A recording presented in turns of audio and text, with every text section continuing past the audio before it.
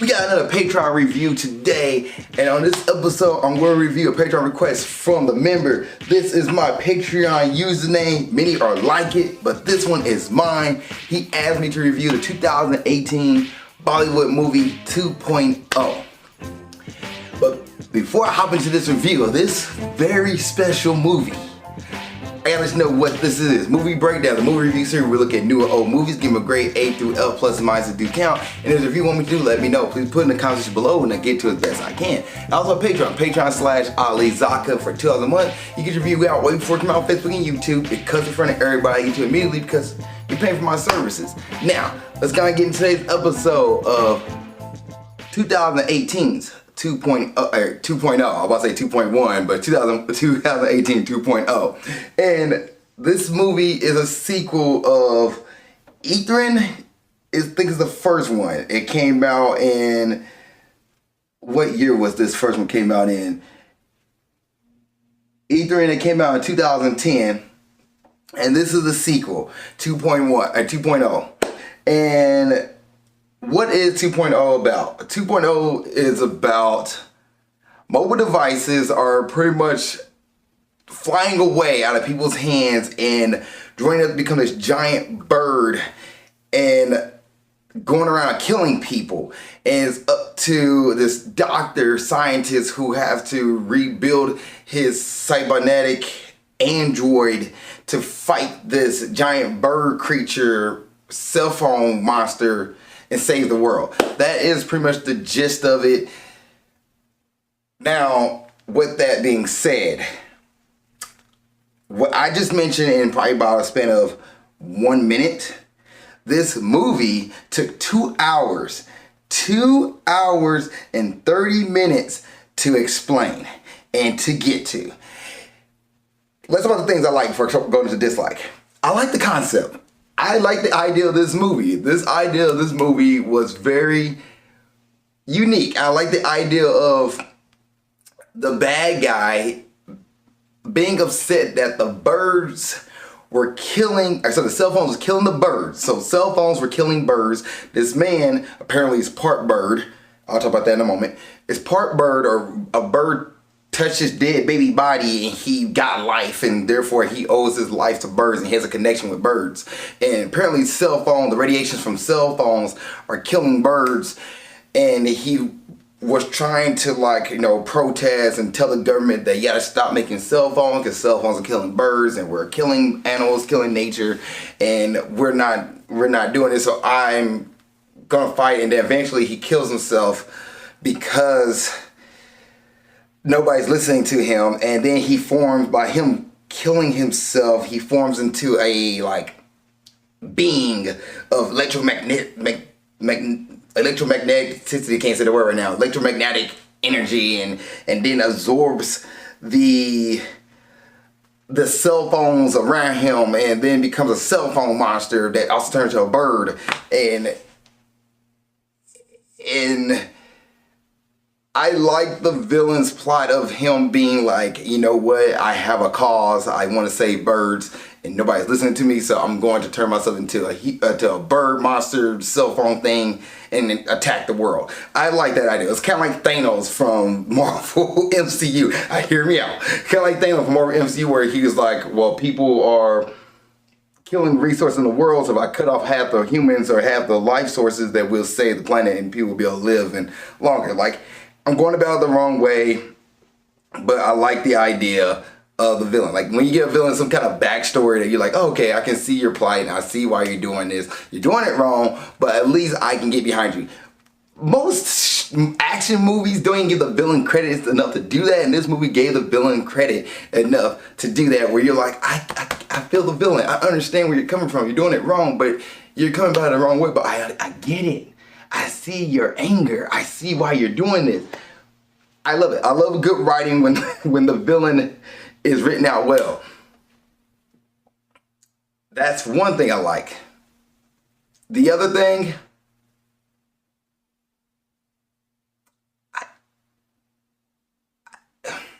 I want to say the action set pieces. I like the action ideal of it. And then there's just parts where it just got a little too out of hand. The acting, I guess I like the actors and acting. This is my first Bollywood movie, so I don't know what truly bad acting is as far as the Bollywood movie goes, but I like how the actors and actresses gave it their 110% in this movie for what it felt like. It like they didn't they knew kind of like the movie they was making was goofy at certain points, and they went into it. So I do appreciate that. But here's my dislikes. This movie is in Hindu. It's in Hindi. That's the language you're watching this movie in. But then there's certain times, for no rhyme or reason, it would just go right into English. And I'm watching it, and then they start talking English for like 2 sentences, and then they'll go back into Hindu. And then they'll go back to English for a whole paragraph, and then go right back into Hindu. And characters will talk to each other in English at certain points, and then go talk to each other back in Hindu. And I was like, I don't understand why y'all switching languages. Just stay in one language. I'm reading subtitles right now. You don't have to go to English, then back to Hindu, back to English. And maybe I thought there were certain words they was doing that was like, oh, that's why I'm saying this in English. No, it was just because they could. Just because they could. I'm not sure why the director allowed this to happen. I'm not sure why the director wanted it to happen. But okay, cool. Another thing, you know you're watching a bad movie when you hear the roundhouse scream. The roundhouse scream in the movie. If you hear that, you automatically know that the person making the movie, the director, is not taking it super serious. Okay, that's fair. Then I heard it 4 times and I was like, alright, first time it was a joke. The second time, okay, cool, I might get a chuckle. The third time, I'm getting annoyed. The 4th time, I'm flipping the table. Why we have the well-hound screaming in this movie multiple times? I'm gonna play it in here so that way we can hear it, which you know what I'm talking about. But why is it in this movie 4 times? 1 time is fine. 1 time is a homage, acknowledgement of the person who did the well-hound scream. It's a very famous scream. A lot of people have it in movies. Ah, like that scream. But then, that was a horrible version of it. And then you hear it multiple times. I'm just like, the joke has run its course. You didn't have to do this. You didn't have to do this. Dutch angles. Why does this movie have, for some reason, the camera just tilts and you got the Dutch angle? For what reason? Like, it was unnecessarily used. Or the slow motion. There's multiple times this movie was slowed down for no reason and characters are walking in just slow motion. The cell phone will fly out somebody's hand and it's slow motion. And I'm just like, I don't understand why do the slow motion? What's necessary? The camera angles and visual designs of this movie is very questionable. And I didn't understand why the director was doing it. Like, I couldn't get to certain parts. I was like, why are we doing this? Why are you slowing the movie down for no reason? They're just walking from one bed to another bed. Why are you slowing this down? Why is the camera? They're not the speed of it. I understand you ready to do slow motion in a movie to show something happen really fast, but when you do it for the most mundane things, now you're just being foolish. You're just overdoing it. Like, I feel like the director was like, I'm just gonna have fun for no reason and we're gonna have a good time, and I don't know what I'm gonna put out, but I'm gonna put it out to put it out. And that's what irked me a lot of it in this movie. That's just part of it. The opener itself is about 15 minutes of just an intro. And first time it was like an X-Men intro, okay, like watching the X-Men movie. Then the second time was like a Marvel intro. Then the other time was like some other movie intro. And I was like, why we have so many intros in this movie? We didn't need to have 3 different opening credits within the movie for me to finally get to the movie.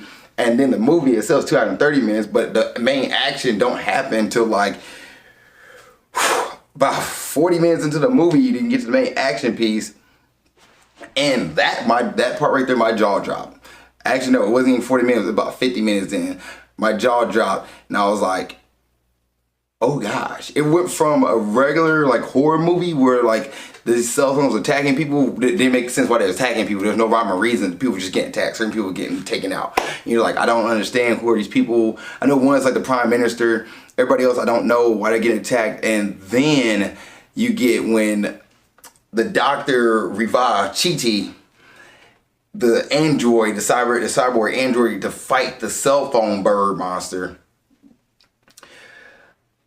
The CGI was some of the worst CGI I've seen for a 2018 film. It reminded me of video game CGI. Well, I was like, if this was Kingdom Hearts, I'd be completely fine with the CGI. This is not Kingdom Hearts 2. This is some movie, and I am now watching a giant CGI battle. Like, what is this, Power Rangers 1 and 2? I don't understand. Why did we get here? How did we get here? The CGI is god-awful. As far as the movie goes, I've seen worse, but this right here was bad. And I don't really know if the CGI was like, for a Bollywood movie, was that good CGI? Because this movie, and I don't know how much money went into this movie, because the movie budget was about 5,700,000,000 rupees. I'm not sure what that equates into American dollars, but that looked like a huge amount of money. And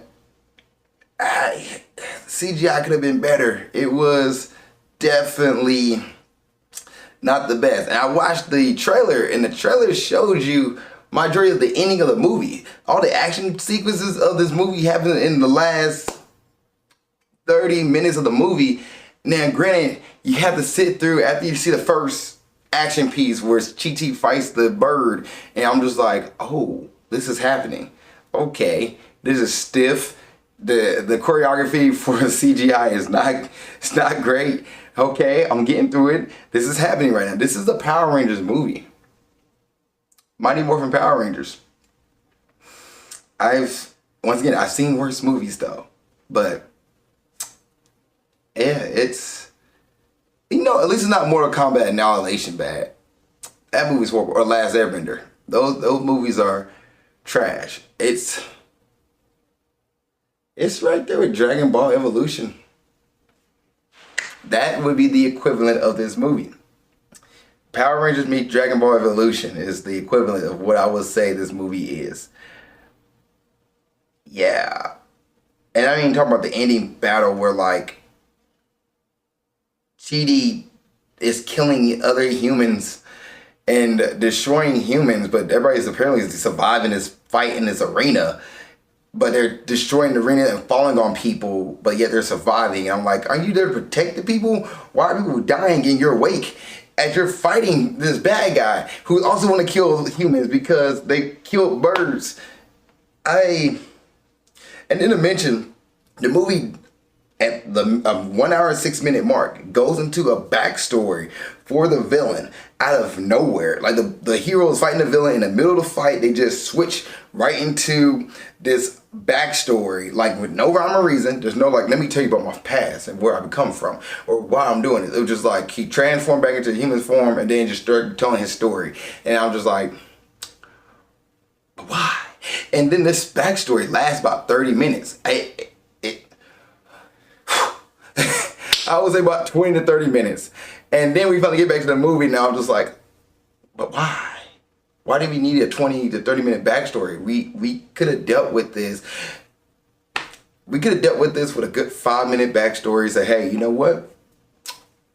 I watched birds get killed. This bird revived me. I have a connection with birds, and their cell phones are destroying birds because of the radiation from them. We need to find a way to, to end this versus whole elaborate backstory with this giant song and Natural Geographic videos playing to do with the bird, with the birds playing in the background, but it looks CGI in, and it just like, or green screen in, and I'm just like, what is going on here? How did we get here? There's multiple times where music would drop for no reason. Why is there a battle song for the villain?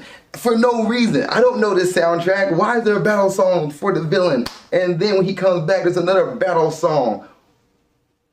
Why? What? This is Power Rangers meet Dragon Ball Evolution, and I am standing on this hill to die on. I'm done. I'm done. My rant's over. I've ranted about this movie. Yeah, I am done. All right, let's go ahead and talk about the budget, acting, cast, and directors. So, this movie came out in 2018. It's 2 hours and 28 minutes long. The director is S. Sankar. Sorry, I'm gonna mess people's name up. The writers are Jamon La Shami La Kamish, Saravan Kumar, and S. Sankar. The budget of this movie, as I said earlier, is 5,700,000,000 rupees, and it grossed a worldwide of 36 million American dollars. The cast and crew here, there's really three main characters.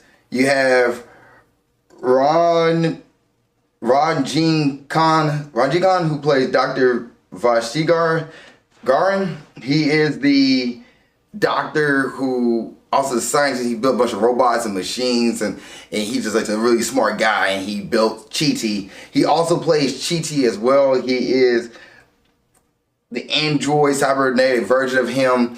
So he has his real self and he has the android self, and Chi-Ti's like a superhero who runs and fights people. Akshay Kumar, who plays Pakashi Rajan, he's the main villain. I just like the idea of the villain. I thought it was a neat idea. I think they both did a good. I think he did a good job, and Rajin did a good job as well. And then last but not least, but Amy Jackson played Nyla. She is the cyborg female character that Dr. Vasim Garin made, and she's pretty much there to be like eye candy, but also like adding not American, but adding like jokes. Like there's a part where like she starts speaking English, and then there's a song that plays when she sees Chi-Ti, and then the doctor goes, "Can you shut up?" And I was like, wait a minute, the song wasn't played from the actual, like, it wasn't licensed music got tossed in there. This is actually her playing the music, and he's telling her to shut up, and then she stopped playing the music. When did she start playing the music? Why did she start playing the music? I understand it would be like a love joke, like, oh my God, the robot's so cute. And the robot sees her, and the robot's like, didn't make any sense. Apparently it's a chip. The doctor made a chip to make Chi-Ti 2.0 stronger, but also make him evil and more of a douche. So he was hitting on Nyla at one point, and he was like, "Come here, baby." Wow. And I'm like, why? Why did you make a chip to make him evil or a narcissist? Not even evil, but a narcissist and a egotistical maniac. There was no reason for that. Things happen in this movie that there's no rhyme or reason. Give me a rhyme or reason for what things are happening. I just need to know. And this movie did things that made it feel like I didn't know. And I was just like, but why?